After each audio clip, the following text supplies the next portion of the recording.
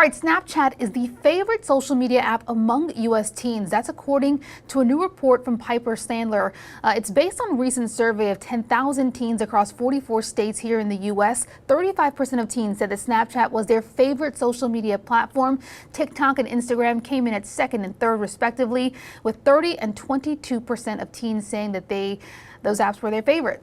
All right, here to break this all down and other findings from this survey is managing partner for Gerber Kawasaki, Hatem Dhiab. Hatem, thank you so much for being here. I want to know, were you surprised to see Snapchat still a favorite amongst U.S. teens? And then, beyond that, what is your insight into how the company, Snapchat, is really winning over this demographic?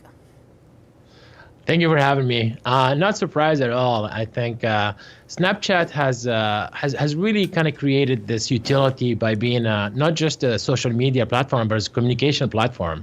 So kids really love that, being able to talk to their friends, but also kind of interact amongst each other, and then have all these awesome apps and AR features. They can create these filters and so forth. So I think the experience with Snap, especially for younger kids, has just been better. And so we're happy to see it. It's a Santa Monica company, so it's our neighbor. So we're happy to see them doing this well. Yeah, I'm certainly far from a teenager, but in my experience, Snapchat is a bit more fun with the kind of AI and the technology. The puppy dog, face thing is the coolest part for me.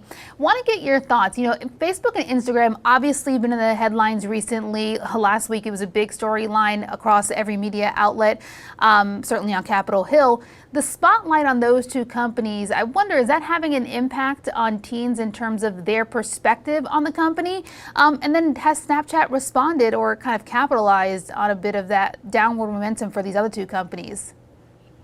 I think the finding that, kids did not like to use Instagram, but they felt pressured to do it, is really kind of eye-popping.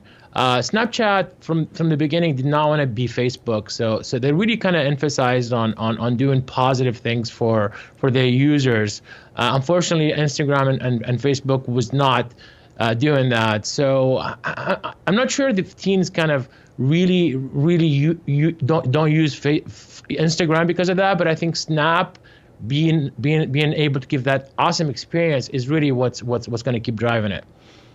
You kind of alluded to my next question here in terms of that insight that we got with Instagram. While it was not, the most popular app, some of the data here shows that it was found to be the most used. 81% of teens who took the survey say they use Instagram at least once a month.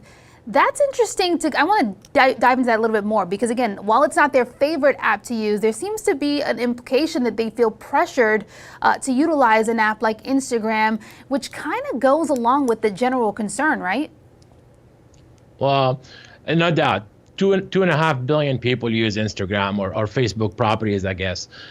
So everyone is on there. So the teens feel pressure to do it. They want to see what their friends are doing. They want to, there's no doubt that Instagram and Facebook is very, very good at keeping you on their properties. Now, is that good for society? Is that good for us in general or for teens who really don't have the tools to kind of, fend for themselves? I don't know about that. And I think what happened last week in Congress maybe spells some trouble for Facebook going forward, at least on a regulation standpoint. Yeah, certainly seems like it's the start of something, for Facebook and obviously Instagram being part of that company. Want to get your thoughts on what the report showed in terms of teens using social media platforms for shopping. Instagram was very successful at this. I think with Snapchat, we're gonna see actually these AR features where you can try on clothes and so forth will be very popular, I believe. We're not there yet, but I think we're starting to see some of what's coming.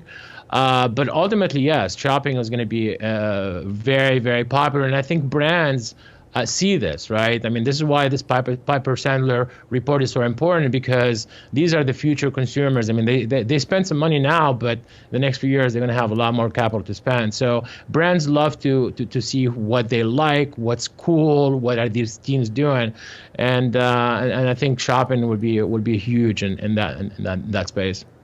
I have to imagine that if you're fighting for advertising dollars right now in the social media space, and we know that Snapchat has this kind of artificial reality, that AR feature to allow you to try clothes on, and if teens are kind of this data comes out, shows it's Snapchat is most popular amongst teens, that's got to be a leg up and a potential kind of tailwind for this company compared to some of the other names here. Totally, yeah. We actually saw this last quarter. We saw some tremendous growth for Snapchat, both on the user but also on ad spend. If we know that digital ad spend is going to continue to grow, and we know that this demographic is really loving to use Snapchat, we know they're gonna keep doing well. And again, it's really about what's cool. Brands look for what's cool, and they know these 16, 17, 18-year-olds know what are the brands that they want to be interacting with, involved with, and so forth. And I think Snapchat has that mix. Certainly seems like it does. Again, Snapchat down today, but broader, that's with the broader market, but overall up pretty significantly compared to some of the other social media apps. This survey or this report seems to be a bit of a tailwind for the company. Thank you so much for your insight. Managing partner at Gerber Kawasaki, Hatem Dhiab.